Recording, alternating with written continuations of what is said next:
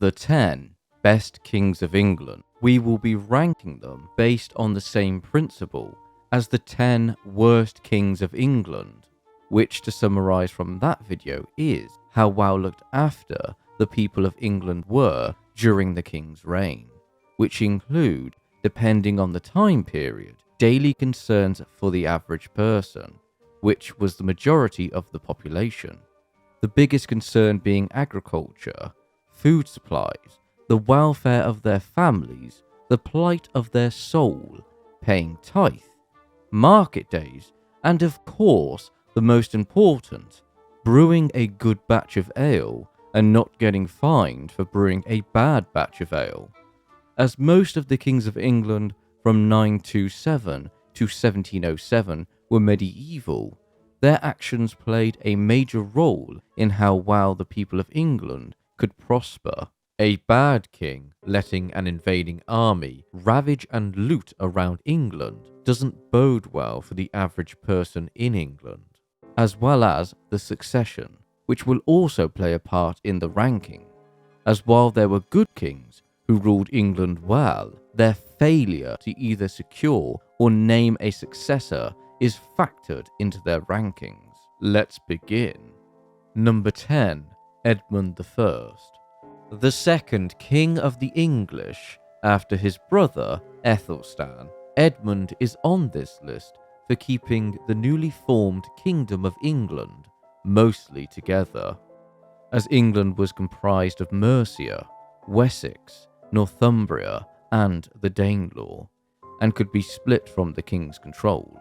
That did happen, but Edmund managed to regain control of these lands, which drew praise from the many different chroniclers of different ages, from a praise poem in the Anglo-Saxon Chronicles to later chroniclers such as Roger of Howden, William of Malmesbury, John of Worcester, etc.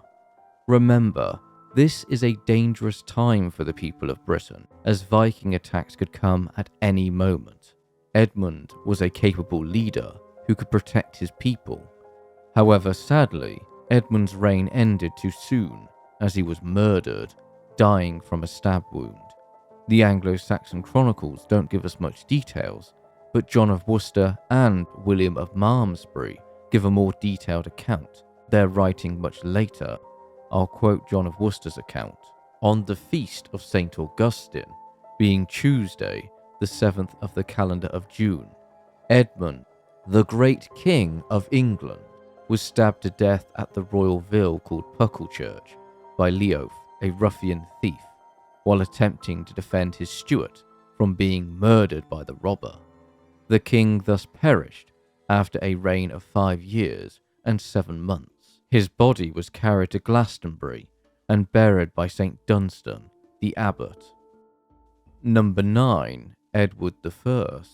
Known for restoring royal authority during the Second Barons' War by defeating Simon de Montfort at the Battle of Evesham. Edward was instrumental in the establishment of Parliament as a use of government policy. Edward can be described as one of the quintessential medieval kings.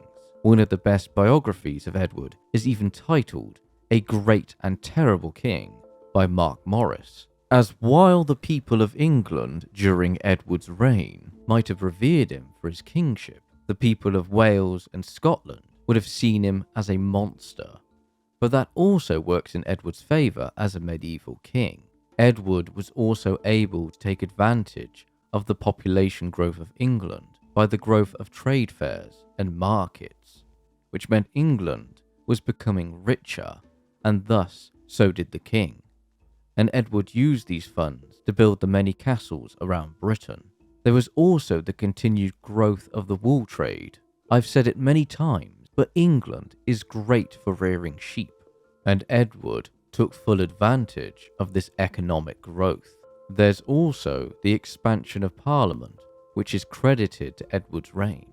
Both constitutional and economic themes have their social dimensions. Thus, the presence in Parliament in the reign of Edward I of not only lords, bishops, and great abbots, but also a commons, demonstrated the growing wealth of townsmen and knights of the shire, and their growing consequence in the local communities which they represented.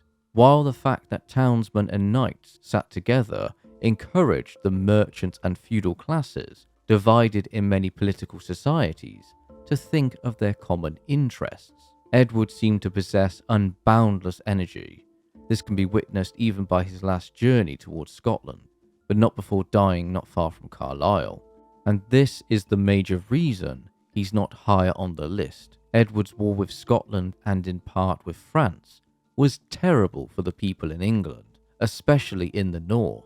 High taxation, reprisal attacks from the Scots, fostered even more hostility over the years, as by 1230, the Scots were declaring to the Pope, "As long as 100 of us remain alive, we will never, on any conditions, submit to the dominion of the English." Number 8. James I. The first Scottish King of England. Edward I would have been rolling in his grave that a Scot united the kingdoms under one king, as opposed to Edward's attempt at trying to turn Scotland into a mere province. While the two kingdoms were still separate from each other, James being king of both meant peace in England and Scotland. This was particularly good news for the people of northern England and southern Scotland. James being the longest reigning Scottish king meant that when he came to the English throne in 1603, he was already well versed in kingship, as being a Scottish king is a rather hard job. To understand why that was, watch my video, The Unlucky Lives of Scottish Kings Named James, for more. James, like many of his predecessors, was a boy king, which meant that Scotland would again go through a rough period of Scottish lords fighting for control of the young king. As the Scottish chronicler Robert Lindsay stated, "The king's lords paid no regard to the common good of the country, nor to the honour of the king, or gave proper respect to the glory of God or the true church, but simply considered their own financial interests." Thankfully, James managed to survive and prosper as King of Scotland until he achieved what had been his goal for many years, the throne of England, in 1603, even lamenting crossing the borderlands. "Where I thought to have employed you with some armour, I employ only your hearts, to the good prospering of me in my success and journey." James's desire now was to rule as King of Britain. However, that would not come to pass until 1707, as both the English and Scottish parliaments objected. Yet James would have to maintain the peace in an increasingly religious diverse nations, which he managed to do, unlike his successor. The fact that the peace was so long achieved in Britain meant that Scottish warriors had to seek employment in Central Europe during the 30 Years' War. However, there are some major criticisms that stopped James from being higher on this list. 1. James practiced the divine rights of kings, which, as we know, was one of the leading causes of the British Civil Wars. Secondly, James heavily believed in witchcraft. Thousands of people would be killed because of these so-called trials. And finally, the plantation of Ulster. Number 7. Edward III, another king who restored royal authority after the damaging rule of his father, Edward II. Edward shares many similarities with his grandfather, Edward I, both capable of conducting effective military campaigns. Edward III's major war was the 116 Years' War with France. Edward is also credited with establishing an early sense of English nationalism, making St. George the patron saint of England, and creating the Knights of the Garter. Edward's reign also featured the highest population England had during the Middle Ages, before being decimated by the Black Death. One aspect of King Edward's rule which benefited the people was the charters of liberties for various towns and cities. One example is the city of Coventry, which in 1345 was granted a charter which allowed them to choose their own mayor and gave the city mostly self-government. Southampton was sacked by the French in 1338, despite orders from the king to reinforce the city's defences. Edward was so pissed off by the failure of the top men in Southampton to construct these fortifications that he basically said, "Fine, I'll do it myself." Edward was an incredibly capable king for the majority of his reign. However, his legacy would have been better if he had died, say, 15 years before his actual death in 1377. Edward had become old and had suffered from a stroke, leaving him incapable. The war with France had seen the French regain nearly all the territories gained in the earlier phase of the war, and the people of England were suffering from a variety of issues, which would culminate in the Peasants' Revolt, or the Year of the Discontented People, in 1381, by which time Edward was long dead, but his successor was a boy king, Richard II. Number 6. Henry V. My own bias here. I just like the reign of Henry V, conquering France, one of the most powerful kingdoms in Europe at the time, and cementing his legacy as one of England's finest warrior kings at the Battle of Agincourt, alongside the famous longbowmen of South Wales, Lancashire and Cheshire. The news of the victory reached the capital, London, on the 29th of October, 1415, and a great joy was had by the people. And on the morrow of the apostles Simon and Jude, the said Nicholas Wooton, mayor, and the aldermen, together with an immense number of the commonalty of the citizens of the city aforesaid, going on pilgrimage, went on foot to Westminster, and have first made devout thanksgiving with due solemnity in the minster there, for the joyous news that had then arrived the said Nicholas Wooton was by the said alderman and commonalty presented before the barons of the exchequer of our Lord the King at Westminster, omitted and sworn. Basically, everyone was happy in London and they all had a massive party. What you're looking at is Wells Cathedral, shot on my Canon video camera, which has a 20x optical zoom. Now, one thing I've been focusing on the last few years is having my own collection of stock footage of historical sites. Now, as you can imagine, visiting these places costs time and money. You can support these endeavors by supporting my Patreon or YouTube channel membership. When you sign up, you'll get behind the scenes content, updates, and special videos.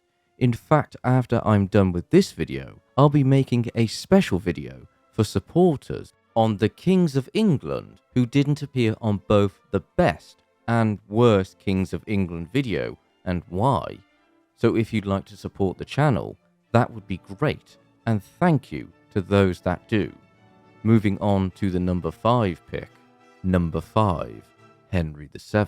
The king who ended the War of the Roses and brought peace and stability back to England, which can be also credited to his wife, Elizabeth of York, the daughter of Edward IV, thus uniting the red and white rose.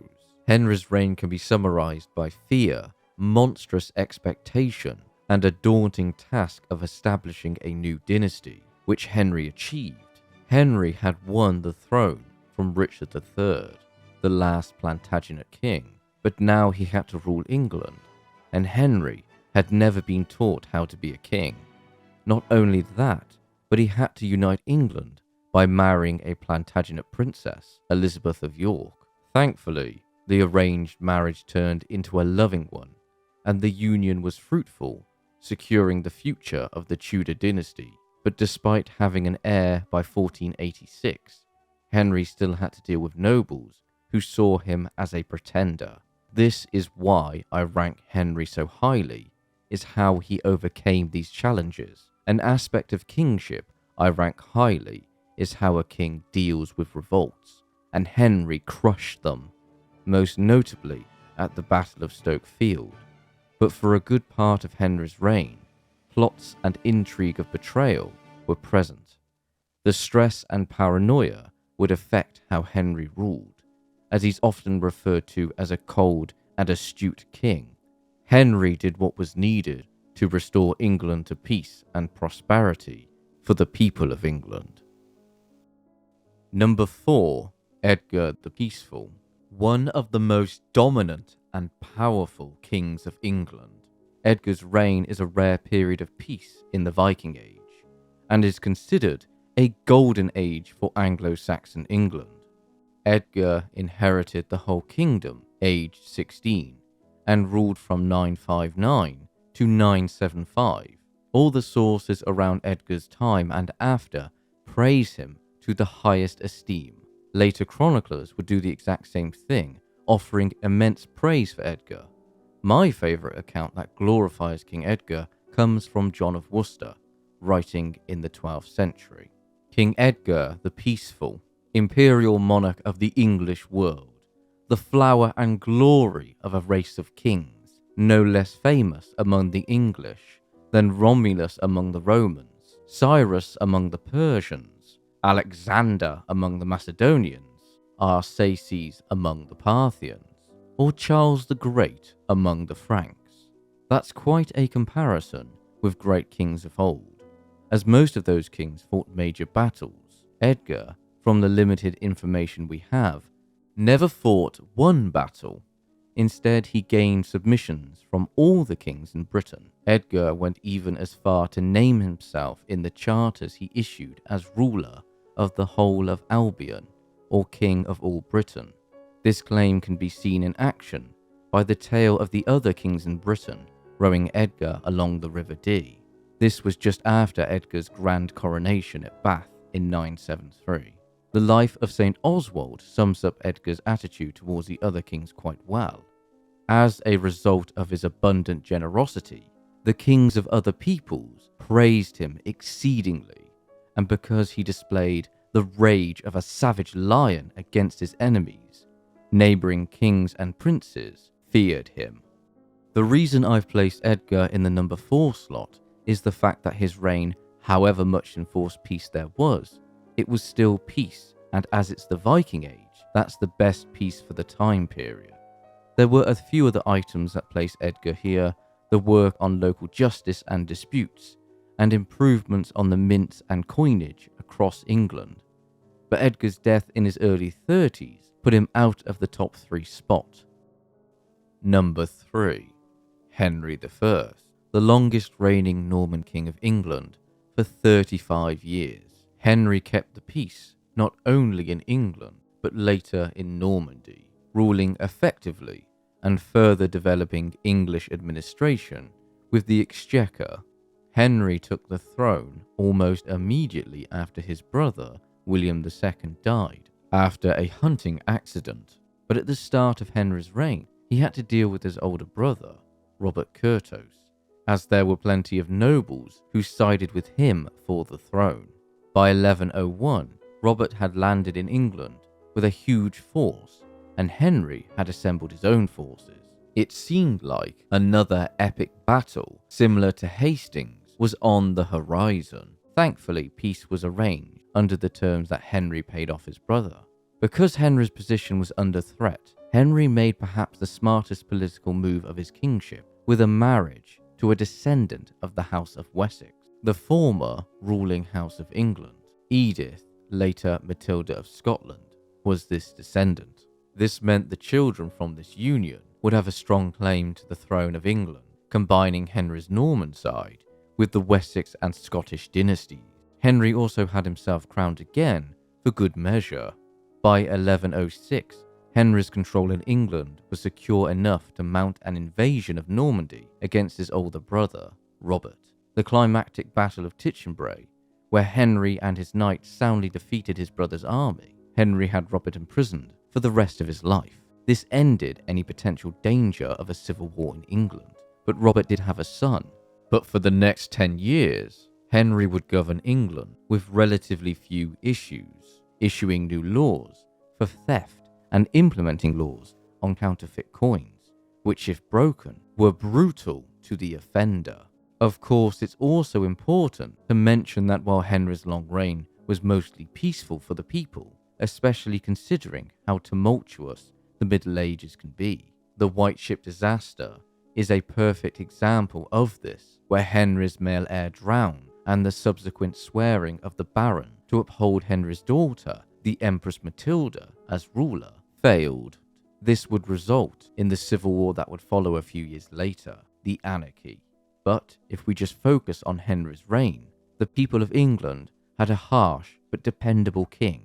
The major military action of Henry's reign were always in France. There was also perhaps the best relations with Scotland in the Middle Ages, as the kings there were some of Henry's men, which included one of Scotland's best kings, King David. The issue with the succession is the lingering problem of Henry's reign. Number 2. Ethelstan.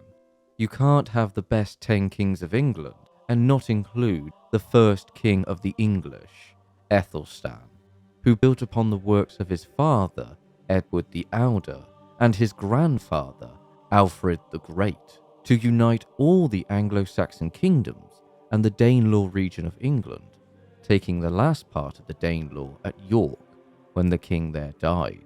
Ethelstan is another king where chroniclers of the time and later all heap tons of praise on him, from great valor to brave and glorious, esteemed, etc. But that's pretty much it. There's hardly any substance for Ethelstan's reign, which is a classic issue for most of the Anglo-Saxon kings of England. The longest part about Ethelstan's reign in the Anglo-Saxon chronicles is on the Battle of Brunanburh, which is fair as it's the major battle that kept England together. The battle is recorded in a few accounts. One account I find particularly interesting is from the Annals of Ulster, an Irish source, which describes the battle as a great, lamentable, and horrible battle was cruelly fought between the Saxons and the Norsemen, in which several thousands of Norsemen, who are unaccounted, fell, but their king escaped with a few followers. A large number of Saxons fell on the other side, but Ethelstan, king of the Saxons, enjoyed a great victory.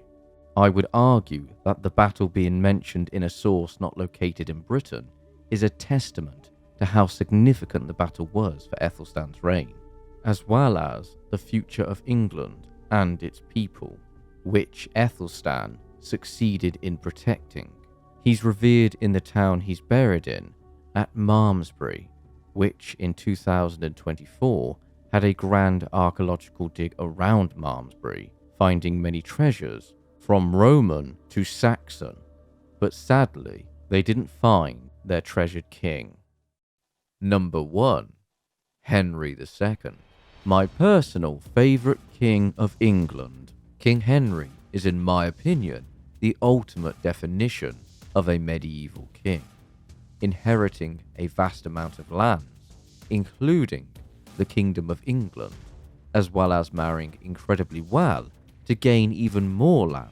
Henry's reign features so many interesting historical characters, from Henry's determined mother, the Empress Matilda, to Henry's bold and powerful wife, Eleanor of Aquitaine, plus his troublesome sons, all wanting a piece of Henry's grand empire.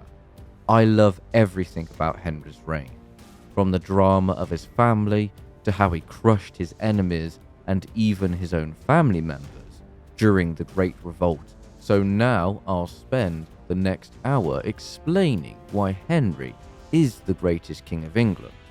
Wait a minute, what's that coming over the Glastonbury Tor?